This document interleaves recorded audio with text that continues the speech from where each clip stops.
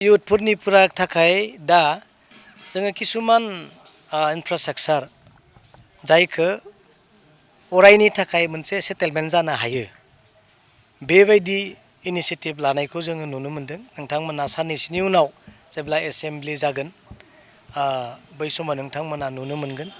खारन बे 2 लाख होनायजों जेबोबो जायाबो जानो हागौ। सोरबा 2 लाख फैसाखौ लानानै बाइक जुदि मबाइल जुदि बायोबा बे जेबो खामानियाव फैनाय नङा। दा बिनिखायनो मा सोलोंथाइ होयोब्ला मा इनिशिएटिभ लायोबा फैसाया लस जानाय नङा बेखौ नायनानै मोनसे प्लानिं खालामगासिनो दङ। बे प्लानिंखौ नोंथांमोना साननैसो उनाव मोनथिगोन।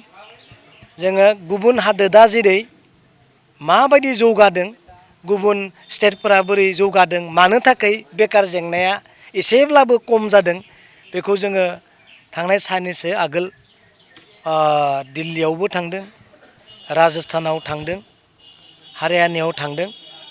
बिसोरनि इयुथफोरा माबायदि सोलिनानै दङ बेखौ जोङो नायनानै फैदों। आरो खोब बिदि फिसा फिसा मोनसे उद्योग बा कम्पानि जायखौ जोंबो खालामनो हायो फाइनान्सियेल सापर्ट मोनोबा, आरो सेंग्रा सिख्लाफ्रा बेफोराव एंगेज जानानै थानो हायो। बेयाव खुनु माने फैसा गोनांथि नङा। सरकारा जेब्लानो गोसो जायो बिथांमोनखौ हेल्प खालामब्लानो बेबायदि माबायाव फिसा फिसा कम्पानिफोराव